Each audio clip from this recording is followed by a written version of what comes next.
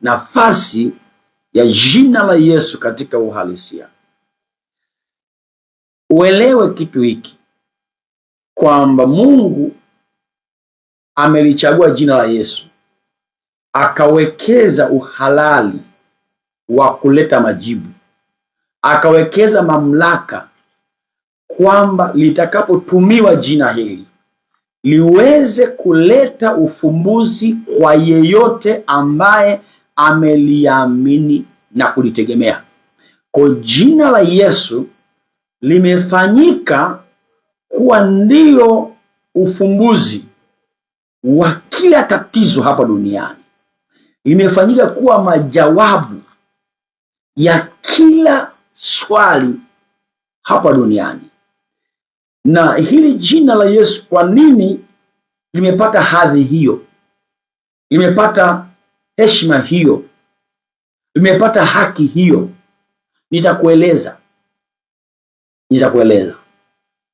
Kuna vitu vingi ambavyo vimejumuika hata kulipa jina la Yesu hadhi, haki, mamlaka na heshima hiyo. Sitaenda kuingia kimoja kimoja, lakini vichache nitavitaja. Mungu ni Mungu wa kanuni na sheria. Huwa anatengeneza sheria, halafu wale ambao watafuata kanuni na sheria zake, yeye huwa anajifunua na kushuka kwa wale waliofuata njia inayoonyesha kama wataifuata, yeye mwenyewe Mungu atashuka. Moja ya kigezo kikubwa sana ambacho Mungu amekiweka ili yeye ashuke duniani na kuwasaidia wanadamu ni damu ya Yesu. Damu ya Yesu ni moja ya kigezo cha msingi, ni kigezo kikubwa sana. Ukikiondoa kigezo cha damu ya Yesu, umeondoa uhalali wote kabisa. Hata unaondoa na uhalali wa jina la Yesu pia. Kwa hiyo damu ya Yesu ni moja kati ya vigezo muhimu ambavyo vimelipa jina hili haki ya kutegemewa. Tuangalie kidogo Ufunuo sura ya 5 mstari wa 9 na kuendelea, tuone jinsi ambavyo damu ya Yesu ilivyofanya. Nao waimba wimbo mpya wakisema, wastahili wewe kukitoa hicho kitabu na kuzifungua muhuri zake, kwa kuwa ulichinjwa ukamnunulia Mungu kwa damu yako watu wa kila kabila na lugha na jamaa na taifa. Sikia hapo maneno inavyosema. Anasema ya kwamba unastahili wewe kukipokea hicho kitabu na kufungua hizo muhuri. Sababu inatajwa hapo, wewe kwa kuwa ulichinjwa. Kifo cha Yesu kinatajwa kama vile kuchinjwa. Wewe ulichinjwa, kuchinjwa kule ukamnunulia Mungu, ukafanya manunuzi, ukanunua watu ukawanunua watu kwa damu iliyomwagika. Lakini watu wa kila kabila na kila lugha, kila jamaa, kila taifa. Damu hii imejipa uhalali wa kumiliki. Unaponunua kitu kinakuwa mali yako. Unaponunua kitu unakuwa wewe ndio mmiliki. Kwa Yesu kisheria ameshamiliki mataifa yote, ameshamiliki makabila yote, ameshamiliki lugha zote, ameshamiliki jamaa zote. Sasa hapo ni kisheria. Kama sheria inasema hiki kitu cha kwako inawezekana kikao ukakipata au usikipate, inategemeana itikio, utekelezaji wa ile sheria. Sasa leo napokuambia nafasi ya jina la Yesu katika uhalisia, tunaenda kuangalia utekelezaji wa sheria hiyo ambayo utekelezaji wa manunuzi hayo, utekelezaji wa malipo hayo ambayo damu ya Yesu imelipa. Na nimekwambia mwanzoni, ujumbe huu utaendelea kuishi miaka vizazi mpaka Yesu arudi. Huu ni ujumbe piwa kutoka kwenye kiti cha enzi cha Baba yetu wa mbinguni. Ujumbe utakufaa ukiwa peke yako, ukiwa kwenye shida, ukiwa kwenye raha, ukiwa maeneo, ukiwa nchi yoyote, mahala popote. Huu ujumbe ukiuamini, Mungu atashuka hapo hapo ulipo, na Yesu atajidhihirisha, atajitokeza kwa uhalisia, atajitokeza kwa waziwazi kwenye hali yako ya waziwazi. Kwa hiyo sasa hapo jina la Yesu. Kwa hiyo Yesu sasa ndiyo kiwakilishi ambacho kinabeba uhalali wote huu ambao tumeona hapo ameshanunua kwa damu yake ya thamani. Lakini bumalizia, endelea kidogo mstari, endelea kidogo tuone. Ukawafanya kuwa ufalme na makuhani kwa Mungu wetu, nao wanamiliki juu ya nchi. Safi. Ukawafanya kuwa ufalme na makuhani kwa Mungu wetu. Ina maana ufalme unageuzwa. Kama kulikuwa na wachawi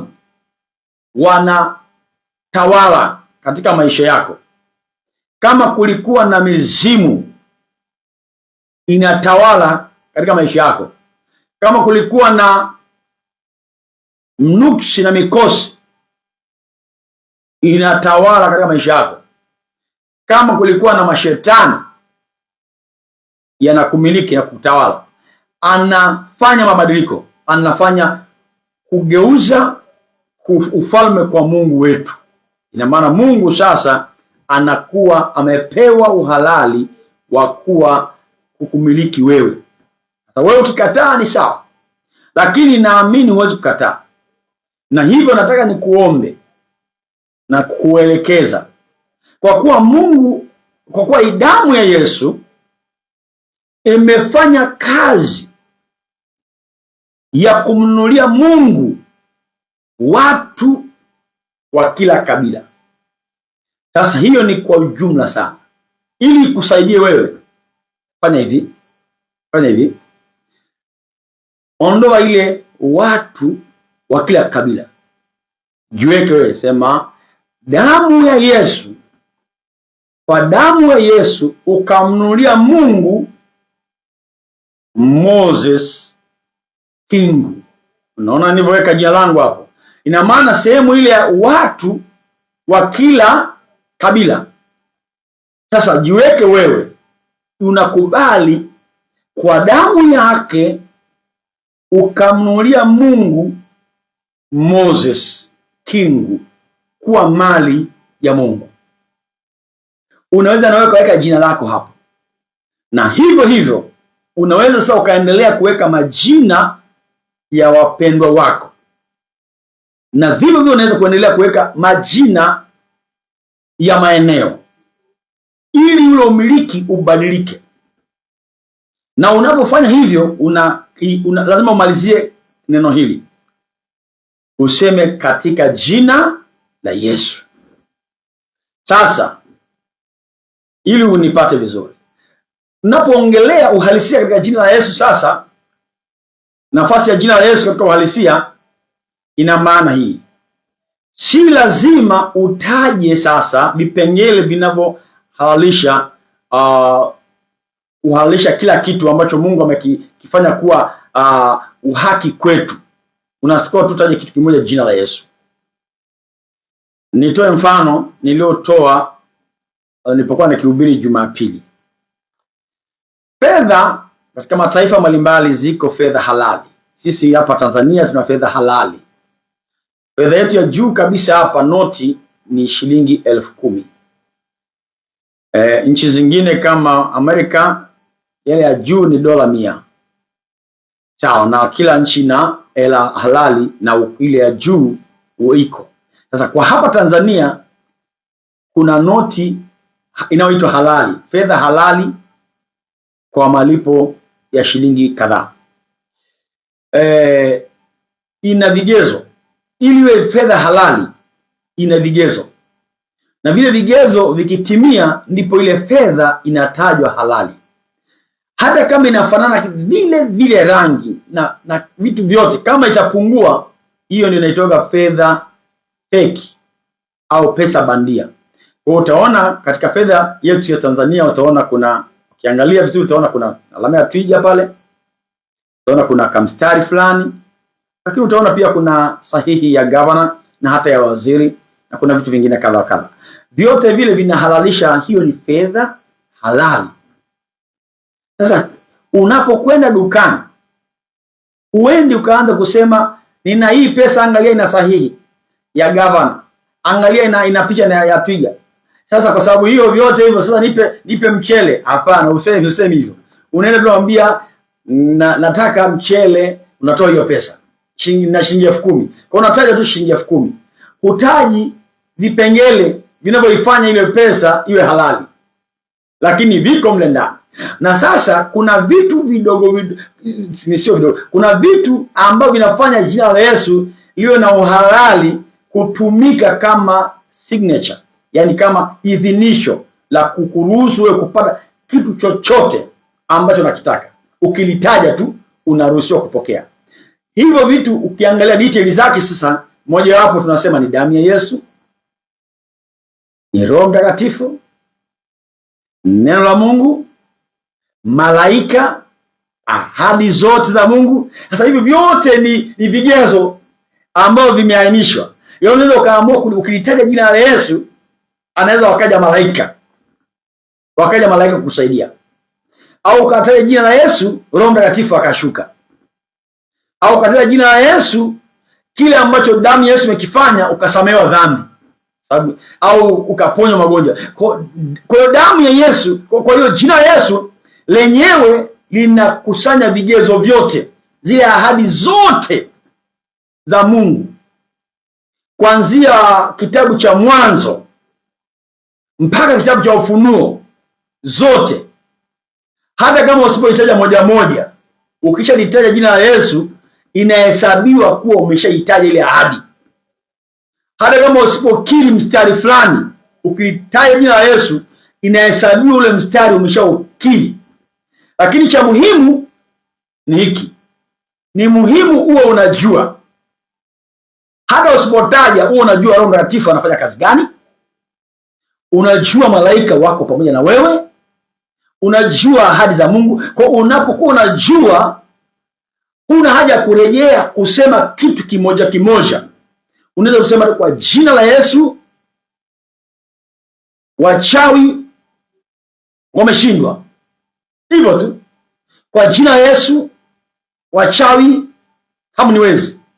Kwa jina la Yesu nguvu za giza zivunjike. Kwa jina la Yesu laana zimevunjwa. Ukisema tu hivyo,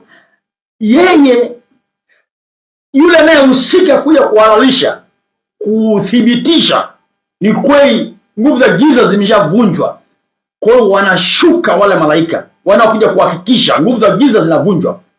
Kwa hiyo unaposema jina la Yesu, ndio unalipa nafasi kwenye matumizi, kwenye uhalisia wa shida yako. Ni kama umebeba 10,000 sasa unaenda dukani, ukilitaja jina la Yesu linaachilia msaada katika hali halisi, katika mazingira yako hapo hapo ulipo. Ukiwa na shida yoyote, ukiwa na hali tete yoyote, nataka nikujengee imani ya jina hili. Jina hili, kuna wakati tunaweza tukashawishika kuamini vitu fulani fulani vya duniani, na haswa wakati ule tunapokuwa tunafanya tukipata na pesa. Mfano, mimi ni mhubiri au mtume ambaye hana vita na watuhubiri wengine, sina vita na wahubiri wengine, na niko makini sana, sababu sijaitwa kugombana na mhubiri mwingine yeyote. Kwa unapotoa mifano fulani ikagusa mtu fulani kabisa, sina sababu na lengo la kumshambulia yeyote, na ni mifano tu. Mfano, katika zamani zetu tuna imani za maji, tuna imani ya vifaa viwakilishi vya upako, labda matango ya upako, labda vitu vingi unavijua, nisiongeza, sabuni za upako. Nimesema sikushambulii wewe unayefanya hivyo, hapana, hata kidogo, lakini nataka nizungumze kitu kimoja. Itakapofika mazingira ambayo mtu anatakiwa yani hapo aamini tu jina ambalo litamletea uwepo wa Mungu, ndipo sasa sabuni haitafanya kazi, ndipo hayo maji haitafanya kazi, ndipo kile ambacho wamekiweka kwenye pochi hakitafanya kazi. Itakuwa amepoteza imani kabisa. Ndio maana nimesema ujumbe huu nahubiri, sijali nani ana comment, sijali nani anaangalia sasa, ninajali utaishi miaka yote. Yaani ni kama vile Paulo alikuwa anaandika nyaraka zake, leo tunazisoma. Hizi ni kama nyaraka zinakuja, zitaishi. Ujumbe nazohubiri mimi zinaishi na zitaishi daima, zitaishi. Sasa nisikilize. Nikupe mifano kadhaa. Zamani katika Agano la Kale, Mungu pia alitumia njia za kuwekeza uwezo wake kwenye fimbo ya Musa. Kwenye fimbo ya Musa. Musa alipotumwa aende kwa Farao, alisema nitafanyaje mimi kwenda kupambana na mtu mwenye majeshi? Mimi ni nani? Mungu akamwambia, una nini mkononi? Akasema nina fimbo. Akamwambia tupe chini. Alipoitupa chini, ikageuka kuwa nyoka. Akamwambia mshike nyoka. Mungu anamfundisha kutembea kwa miujiza. Hebu soma hiyo Kutoka sura ya 4 mstari wa 2.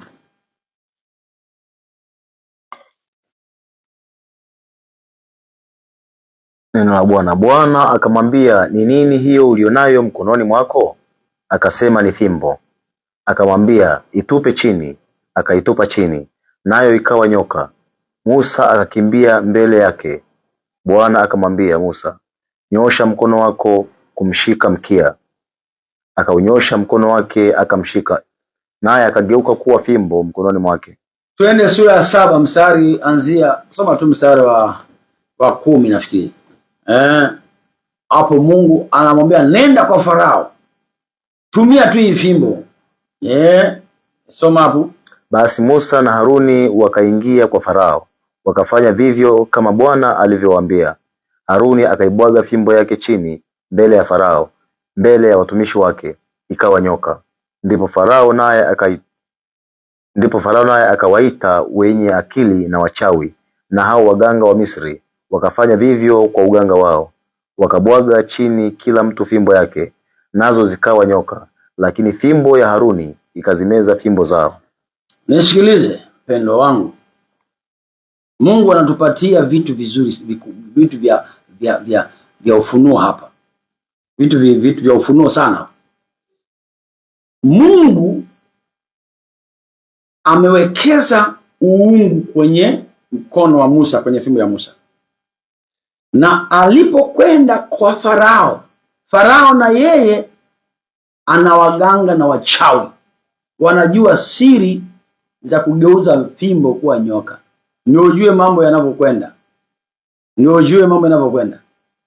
Sasa Mungu alitaka kuonyesha ya kwamba fimbo ya Musa iko juu ya fimbo zingine zote, katika utendaji, katika mamlaka, katika miujiza.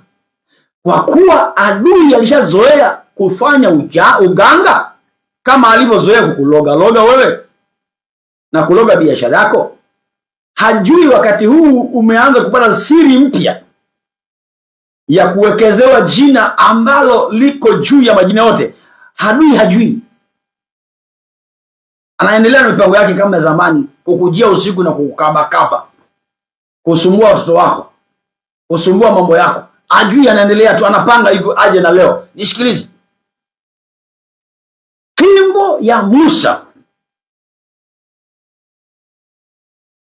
ikabadilika kwa nyoka, na fimbo za wachawi zikabadilika kwa nyoka, lakini yule nyoka wa Musa akameza wale nyoka wa wachawi, akawameza.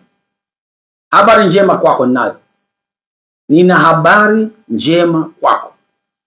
Chochote ambacho waganga na wachawi wanakifanya kukipika, itamezwa na hutakiona milele, wala madhara yake hutayashuhudia tena, kinaenda kumezwa.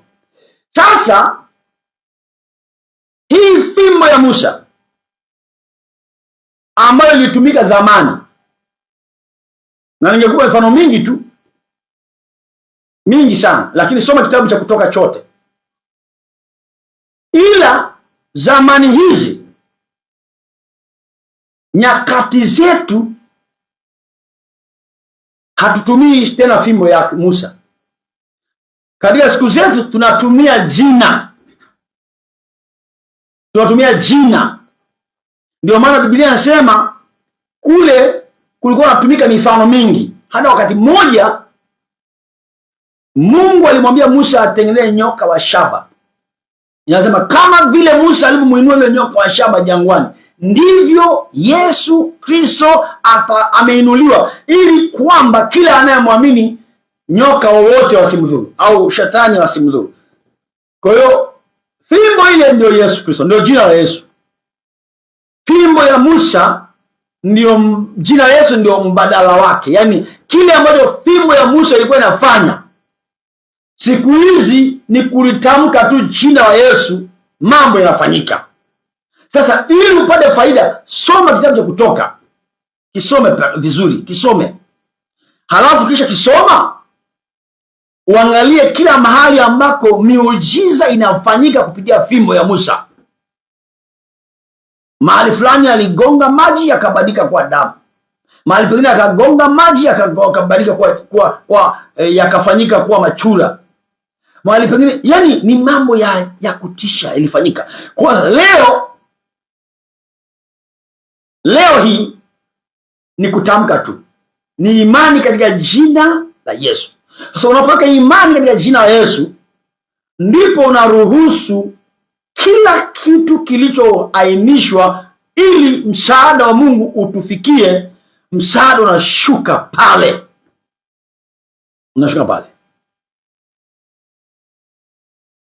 Tuangalie maandiko, kitabu cha Matendo ya Mitume sura ile ya 3 mstari wa 6.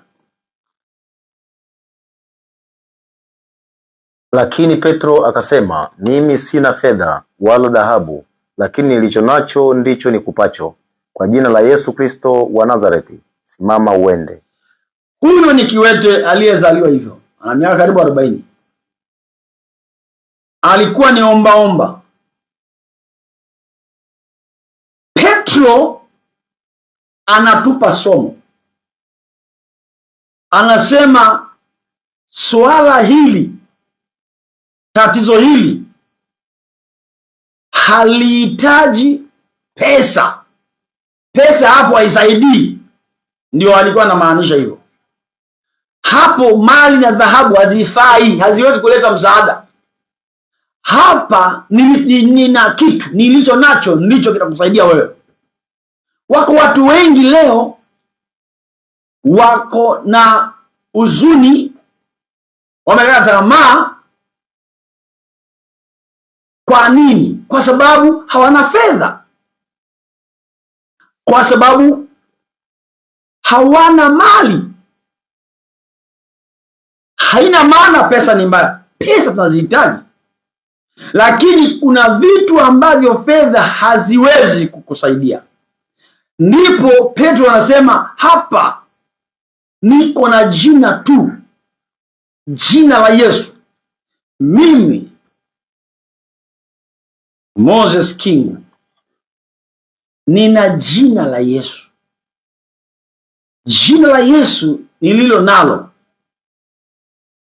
ndilo litakalo inua maisha yako. Maisha yako yanaenda kuinuliwa juu. Unaenda kuinuliwa juu, wapende au wasipende, kuzimu itake au isitake. Kwa jina la Yesu unaenda kuinuliwa juu. Kwa jina la Yesu unaenda kutoka kwenye huo msiba. Huo msiba ulioko unatoka. Kwenye hilo janga uliopo unatoka kwa jina la Yesu. Watake au wasitake. Hakuna mtu atakayezuia. Jina la Yesu katika uhalisia linakuja kukutoa hapo. Sasa huyu baada ya kutokea jambo hilo, watu wakashangaa sana. Wakataka kuwazuia hao watu wasiendelee kuliongea jina la Yesu. Maana waliona jina la Yesu ndio tishio. Ndio tishio. Watu waliona jina la Yesu ni tishio. Shetani aliona jina hili ni tishio kwenye ufalme wake. Akatengeneza mpango wa kuzuia watu wasiseme jina la Yesu. Ukiona leo watu waliseme jina la Yesu, wanasema vitu vingine. Wanasema vitunguu. Wanaongea vitu vingine. Ndio vita ile. Vita ni ile. Hili ndio jina hili ndio msaada. Sasa watu wanajaribu kutaja vitu vingine ili wasihitaje jina la Yesu. Hii ni vita ile. Shetani yule hataki watu wataje jina la Yesu. Shetani hataki watu walihubiri jina la Yesu. Hataki. Lakini wapo watu waliosazwa na Yesu ambao watalihubiri jina la Yesu. Na wewe pengine ni mmoja wapo. Na kuona wewe ni mmoja wapo. Wewe ni mmoja wapo. Jina la Yesu. Mstari ule sura ya 4. Sura ya 4 ya Matendo ya Mitume mstari wa 10 afu enda mstari wa 12. Jueni ninyi nyote na watu wote wa Israeli ya kuwa kwa jina la Yesu Kristo wa Nazareti, ambaye ninyi mlimsulubisha na Mungu akamfufua katika wafu, kwa jina hilo mtu huyu anasimama ali mzima mbele yenu. Mstari wa 12. Wala hakuna wokovu katika mwingine awaye yote, kwa maana hapana jina jingine chini ya mbingu walilopewa wanadamu litupasalo sisi kuokolewa kwalo. Haleluya. Nasikia raha moyoni mwangu kuamini jina la Yesu. Nasikia ni mtu aliye wa thamani. Nasikia ni mtu aliye na salama kupita salama zote. Jina la Yesu ukilielewa vizuri utafurahi sana. Sikia, anawatambulisha, anawaambia ninyi mjue ukweli huu, ni jina la Yesu. Lakini anapoongea ule mstari wa 12 anasema hivi, wala hapana wokovu katika mwingine awaye yote. Umenielewa? Wala hapana wokovu katika mwingine awaye yote, kwa maana hapana jina jingine chini ya mbingu, chini ya jua, yani hapa duniani, walilopewa wanadamu. Wewe si ni binadamu na mimi ni binadamu, walilopewa wanadamu,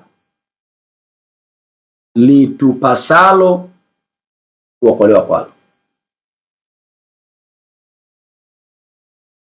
Hakuna jina jingine, hakuna jina jingine, liko moja tu, Yesu Kristo. Sasa Yesu Kristo unapolitaja linavuta mbingu yote inashuka pale ulipo, kwa kuwa lenyewe limekidhi hadhi ya kuwa na mamlaka yote ya mbinguni, duniani na hata kuzimu. Jina la Yesu lina kidhi na hadhi ya kuwa na mamlaka juu ya viumbe vyote, viumbe vyote, yani kila kitu kilichoumbwa, chochote kilichoumbwa, chochote. Shetani kumbuka naye aliumbwa. Vilivyoumbwa, vilivyo mbinguni, vilivyoumbwa, vilivyo duniani, vilivyoumbwa, vilivyo kuzimu, vyote vinalikiri na kutetemeka na kutii jina la Yesu.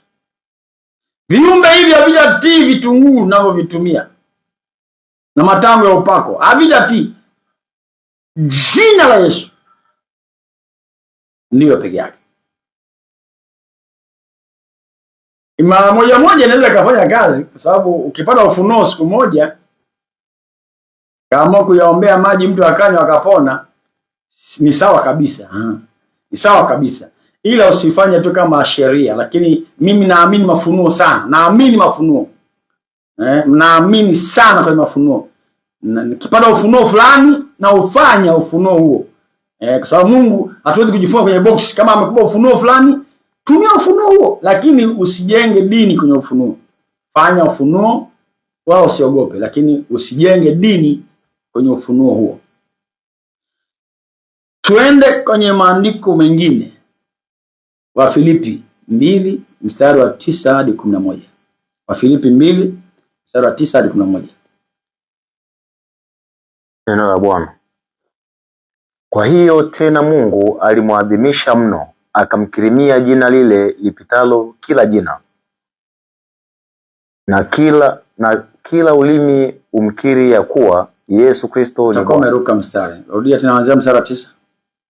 Kwa hiyo tena Mungu alimwadhimisha mno, akamkirimia jina lile lipitalo kila jina, ili kwa jina la Yesu kila goti lipigwe, la vitu vya mbinguni. Angalia, kila goti lipigwe, la vitu vilivyoko mbinguni, ni maana yake viumbe vya mbinguni, na vya duniani, na vya duniani, na vya chini ya nchi, na vya chini ya nchi, na kila ulimi umkiri ya kuwa Yesu Kristo ni Bwana. Na kila mwenye mdomo, kila mwenye ulimi akiri Yesu Kristo ndiye Bwana wa mabwana, kwa utukufu wa Mungu Baba. Sasa hakuna anayekutisha wewe, hakuna aliye juu ya jina la Yesu, hakuna anayekutisha wewe. Usitishike, amini jina la Yesu, mtaje, mwite Yesu. Yesu ndiye Bwana wa mabwana,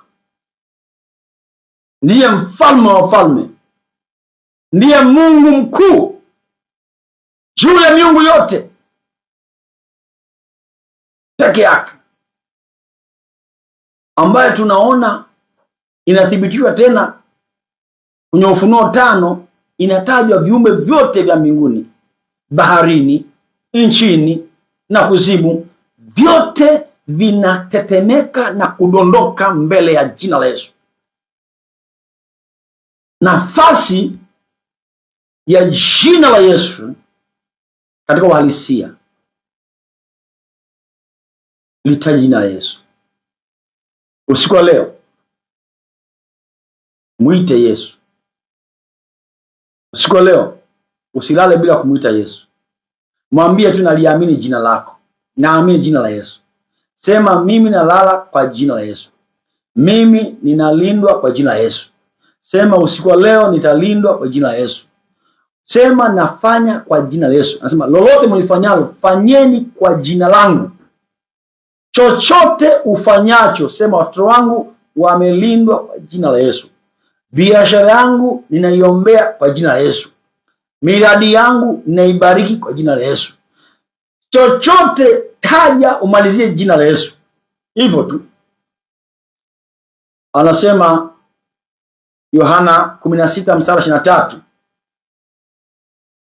mtaomba kwa jina langu na Baba yangu wa mbinguni atawapa. Tukuomba kwa jina la Yesu. Tuombe kwa jina la Yesu. Soma mstari. Tena siku ile hamtaniuliza neno lolote. Amini amini nawaambia, mkimwomba Baba neno lolote atawapa kwa jina langu. Mkimwomba Baba kwa jina langu mnapewa. Tukiomba kwa jina la Yesu tunapewa. Na yeye mwenyewe actually anasimamia tupewe. Hebu soma sura ya 14 mstari 14. Yohana yeye.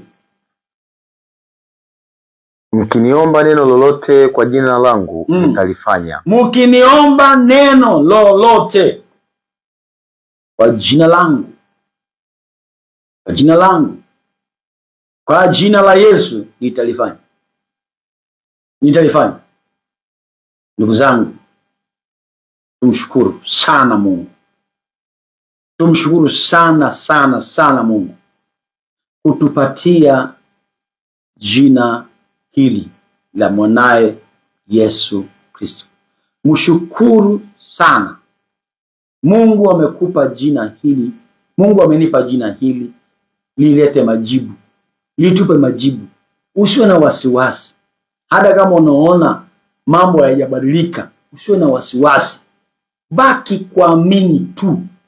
Baki kumtegemea tu. Baki kumshikilia tu. Usiogopeshwe na hali yako. Usishawishiwe na hali ambayo haijabadilika. Usishawishiwe. Baki imara katika kulishikilia jina la Yesu. Baki imara katika imani yako. Usiyumbe. Usiyumbe yumbe. Baki imara. By the way, imani ni ndani yako. Madhehebu yetu ni mahali pa kwenda tu kulia chakula. Hata dhehebu langu ni sehemu ya kuja kulia chakula, na tukienda kula chakula ni kama sahani, hatuli sahani. Usile madhehebu. Kula chakula, usile dhehebu. Wengine mmekula mpaka dhehebu, mmekula mpaka sahani, mmekula chakula na sahani. Usile dhehebu, usile dini. Chukua neno tu, kula neno tu. Ukienda mahali chukua neno, shiba neno. Ukiona hakuna neno achana nao. Kama kuna pumba usile pumba. Wanakupa mawe, acha mawe. Kama kuna neno chukua neno. Hiyo ni kwenye mitandao, hiyo ni kwenye YouTube, kwenye Facebook. Ukiona mahubiri hata kama ni ya kwangu, ukiona kuna pumba acha pumba. Chukua chakula. Usichukue kila kitu kama makinde ya ndege anapanua hivi mdomo analishwa chochote. Hapana, usifanye hivyo. Usifanye hivyo. Ni hatari sana ya mazingira maisha ya sasa. Ujihakikishie vizuri. Huyu mhubiri anayenihubiria ni kweli. Ukiona kuna mashaka, Biblia inaruhusu papimeni au mitume. Mimi ni mtume mwenyewe hapa. Unipime. Biblia inaruhusu unipime. Sasa mtu anasema mimi ni mtume nabii, sitaki kupimwa. Biblia inaruhusu tupimwe. Kwa hiyo nataka nikutie moyo, jilishe chakula. Siku hizi kuna chakula kizuri, wahubiri wako wazuri sana, wanahubiri kwenye vyombo vya habari. Kula chakula. Ukiona kuna mawe usile mawe, tema mawe usile mawe, lakini kula chakula. Usile na madhehebu, usile dhehebu, kula chakula, usile dhehebu. Mungu wa mbinguni akubariki sana. Mungu wa mbinguni akubariki sana. Naamini ujumbe wa leo umekubariki sana. Huu ujumbe utaishi ndani yako, maishani mwako, na ndugu zako na kizazi chako. Huu ujumbe utabaki imara. Huu ujumbe utafutika. Na hata ambao kusikia leo watausikia tena na tena na tena. Huu ni ujumbe wa kutoka mbinguni. Nafasi ya jina la Yesu katika maisha yetu, katika uhalisia. Katika uhalisia. Kwa hiyo kiri jina la Yesu, liamini jina la Yesu, tumia jina la Yesu kama Musa alivyotumia ile fimbo, na wewe tumia jina la Yesu. Hata kama hujui kuomba sana, kuna wengi mnatazama mjini maombi mengi, usijali, sema tu katika jina la Yesu. Ukiona kuna hofu yote, sema kwa jina la Yesu napinga nguvu za shetani. Kwa jina la Yesu shetani ushindwe. Sema tu hivyo. Kwa jina la Yesu shetani umeshindwa. Sema kwa jina la Yesu wachawi hamniwezi. Rudia hivyo kama mara 7, hata kama mara 10. Rudia neno hilo, sema kwa jina la Yesu wachawi hamniwezi. Kwa jina la Yesu wachawi hamniwezi. Kwa jina la Yesu wachawi hamniwezi. Kwa jina la Yesu wachawi hamniwezi. Rudia maneno, au kwa jina la Yesu sitakufa nitaishi. Kwa jina la Yesu sitakufa nitaishi. Ongea hayo maneno. Kwa jina la Yesu watoto wangu wako salama. Kwa jina la Yesu watoto wangu wamelindwa. Kwa jina la Yesu watoto wangu wamelindwa. Ongea hayo maneno tu. Rudia. Sema kwa jina la Yesu ulinzi wa Mungu uko pamoja na mimi. Kwa jina la Yesu malaika wamenizunguka. Kwa jina la Yesu malaika wa Mungu wako pamoja na mimi. Ongea. Ukisema hivyo malaika wako hapo. Maana wao wanasubiri ustaje jina la Yesu tu. Jina la Yesu kisha litaja, wanasema tumeitwa na amiri jeshi mkuu. Tayari wanakuja. Malaika wako hapo. Ukiita jina la Yesu malaika wako hapo. Utaona kwa macho lakini wapo. Na ndio maana unaitwa imani. Amini kusema malaika, najua mko hapa. Kwa jina la Yesu mnanilinda. Kwa jina la Yesu mlinde hata mifugo yangu. Mlinde hata shamba langu. Mlinde hata ndugu zangu. Mlinde nchi yetu. Kwa jina la Yesu na ili Tanzania ilindwe. Kwa jina la Yesu linda linda wa Tanzania. Kwa jina la Yesu ni kulitaja jina la Yesu. Kwa jina la Yesu na ibariki Tanzania. Kwa jina la Yesu na bariki familia yako. Kwa jina la Yesu ubarikiwe. Kwa jina la Yesu ubarikiwe. Kwa jina la Yesu ubarikiwe. Sikia nikwambie. Naposema ubarikiwe inaweza tokea nini? Inawezekana hujabarikiwa au hujaokoka. Sasa watu wengine wanasema unambarikije yule ni mlevi. Nisikilize. Unaposema mtoto wako abarikiwe na wakati huu labda ni mlevi, inachofanyika nini? Malaika anakwenda kumkamata. Halafu kwa sababu ile baraka haiwezi kukaa kwake mpaka abadilike, anaenda kupewa moyo wa toba. Anapewa moyo wa majuto. Anapelekewa mhubiri, au anajikuta mwenyewe anasikia moyo wa kwenda kanisani, au atajikuta tu anaunganika mahali fulani ili atengeneze namna ili apate sifa ya baraka kumfikia. Kwa ndio maana mimi wanawabariki wengine, na bariki hata unaona mtu nambariki kabla hajatubu. Yesu alifanya hivyo wakati mwingine. Alifanya hivyo. Sasa mtu anaweza kashangaa, mbona unambariki fulani na tunajua maisha yake kabisa ni mabaya? Umesema abarikiwe. Lakini zile baraka zinakuwa juu, zinasubiri mpaka atakapo ile neno linaenda kumsaidia apate sifa za kupokea ile neno. Yesu alifanya hivyo kwa Petro. Petro alikuwa hajatubu dhambi, alikuwa mwenye dhambi kabisa. Akamkuta anavua samaki, akamwambia shusha nyavu. Akashusha nyavu. Alipovuta hivi samaki mpaka akamshinda. Yeye mwenyewe anasema, anamwambia umekosea kuingia kwenye mtumbi wangu. wewe ustahili kuwa hapa. Hapa sio mahali patakatifu. Utakuwa uende kwa watakatifu wenzako. Yani Petro anamwambia Yesu, umekosea njia. Uko mahali sio sawa.